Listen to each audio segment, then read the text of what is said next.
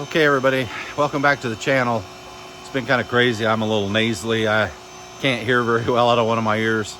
But right now, if you're watching this video, we just dodged in North Georgia this big southern snowstorm. You may have seen on the news, like 8-10 inches of snow in New Orleans and along the Gulf of America coast, or whatever we're calling it these days.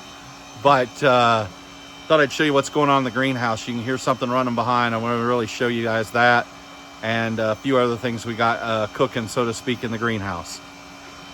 Don't forget, let's take a moment to like, share, subscribe to our channel. Really helps us out, helps us continue to make content and share with you guys so that you can see what's going on. Maybe be able to apply it to some of what you got going on. So we've been working on these flood and drain tables. I think I've done some video. Some places call it ebb and flow. These are some onion transplants. They'll be getting ready to go outside. These are microgreens. And this front end area of the greenhouse, we don't have any real heat up here. We got radiant heaters in the back.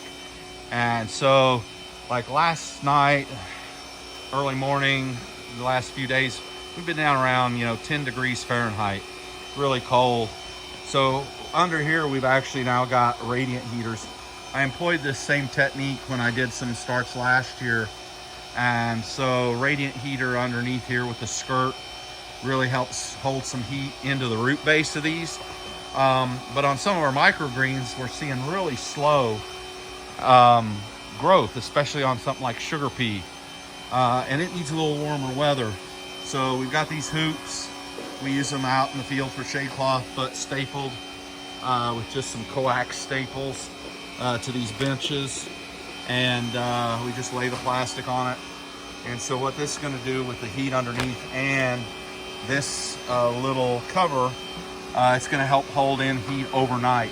And then all we got to do is come in here in the morning once it starts heating up in the day, and we just literally pull this off, fold it up, set it aside, and then in the evening, whoop, pop it right back on. And it just helps hold, some heat in here for these microgreens that really need a little bit more warmth during, this cold weather. So we noticed our sugar peas were slowing way down.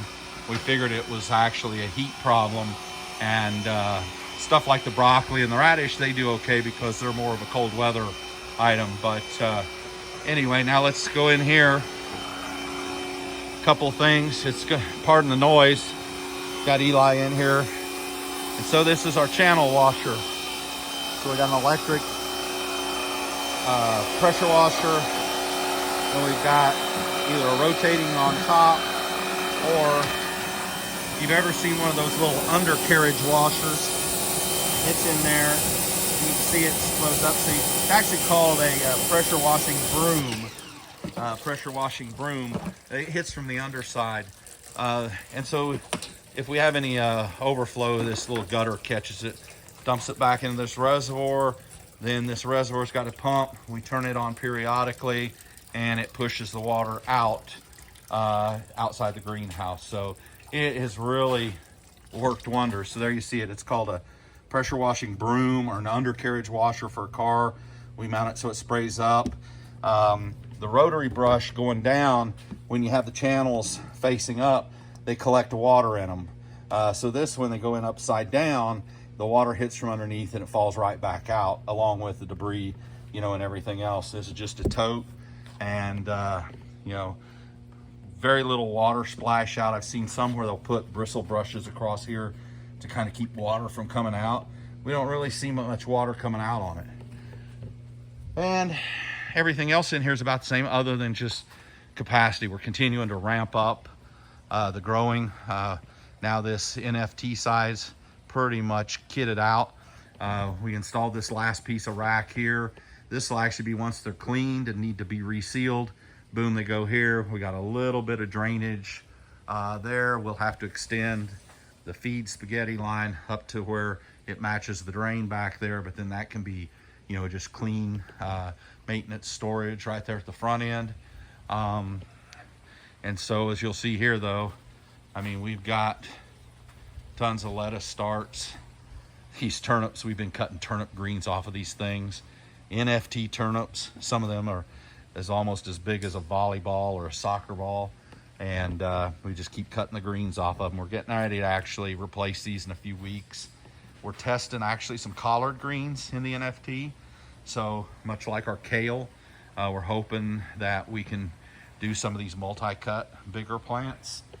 We got spinach in here. It's about due for another cut. We'll get about 3 pounds a week off of those channels. Multi-weeks. There's the turnips again. You can see these turnips are no good to eat. They're just too big and too watery. But the greens are fantastic. Tender. They don't have any bitterness to them at all. They don't have any of those real spiky leaves like you see on the field turnips. They're real soft, and they just continue to put new shoots out. You can see these kale. I mean, each one of these almost like the ring of a tree, right? That's each cutting, you know, going up, boom, boom, boom, boom, boom, boom. I mean, so you can tell how many weeks have we been cutting on these kale plants? Probably, 16 weeks. And they're still producing. We kind of cut them pretty hard a few weeks ago. We had a large demand, and we had kind of overcut. And plus we were at winter solstice, so they weren't recovering as good, but they're starting to do better now. We got some butter romaine, or some bibbin romaine, and a few other things. You know, these are all seedlings still coming in. I think this is some magenta. Here's the next little round of spring mix. Here's some wonderful mature spring mix. We're still cutting off of this. I think this section, we estimated about 30 pounds to 40 pounds of spring mix that was in here. We probably already cut about 15 pounds. So, you know, you can see, I mean, that's all that we've cut, and that's how much more we got to go. So quite a bit. These yellow traps with the Vaseline, the cups with the Vaseline on them, have been catching any fungus gnats. So that's where we'll have a trouble from time to time, is the cut and come again crop. You know, they'll sit here and those fungus gnats will tend to want to try to reside in there. But what we've been finding is the yellow cup traps you see all hung up here. They've been working pretty well. And then we also do a mix of hydrogen peroxide and water, and we do a little spray, and that knocks the adults down. We're going to try a few other things in the reservoir, maybe some mosquito dunks, to see if that'll help, you know, on the larva side. But everything's going well. We've got this all tuned in. We're just now, you know, cranking out the lettuce. And then over here, we actually haven't really changed much. You know, we're still getting tomatoes. Here's all of our onions. We split some out into some bigger transplants, and then we still got those 256 plug tray counts. They're a little brown, but they'll recover fine. These are really doing well.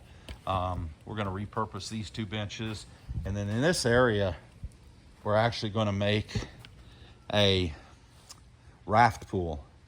And so they'll be coming up on the next video. We're going to stage lettuce in the raft pool in more compact, but then transplant it over into the NFTs, and hopefully shorten the time that they sit in the NFT channels. Instead of 6 to 8 weeks, they'll spend 3 to 4 weeks in the raft, and then boom, transplant them out. Then, you know, we only have to have 2 or 3 weeks. So we can basically, in this pool on this side, we'll kind of densely populate the lettuce. Then we'll spread it out when we pull it over here, and we'll up our capacity by almost 3x. So we think we can get to about 9,000 head a month through here if we can pull that off. So that's a big deal for us. Tomatoes are still doing okay. You know, these were experiment through, you know, the winter. We still got, you know, cherry tomatoes on the lowers. We got, you know, we got some large green tomatoes on these vines. And so, you know, they're not return on investment, but they are basically return on experiment. So we experimented, and we learned some things about this. And square footage wise, doesn't make sense for us to try to grow these over the winter. We can make more money per square foot on lettuce.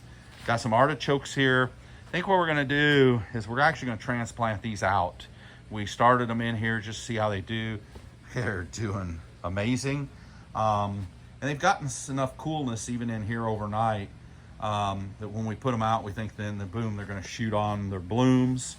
Our Brussels sprouts over there, we've actually pruned them because I think we weren't getting growth into the sprouts because we still had too many leaves on. And so this is awesome under construction. We even still got some strawberries down there at the very bottom. Those are two to 3 year old strawberries, I guess. But now we're starting to see some of our Brussels sprouts. You know, they're starting to proliferate a little better now that we've pruned some of these back. So we're starting to get some good sprouts on there. So I think what our problem was, we had too many green leaves and it was robbing growth to the sprout. At least that's, anybody that's growing Brussels sprouts, maybe you can let us know.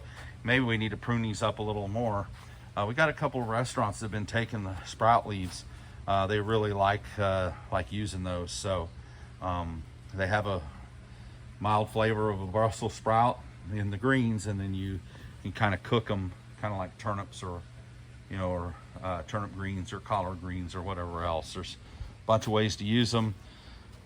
That was a peppers that didn't do well. We took them out of the field, brought them in. They never really took off. So you got to experiment, and sometimes you win, sometimes you lose on experiments. Year before, the peppers did great,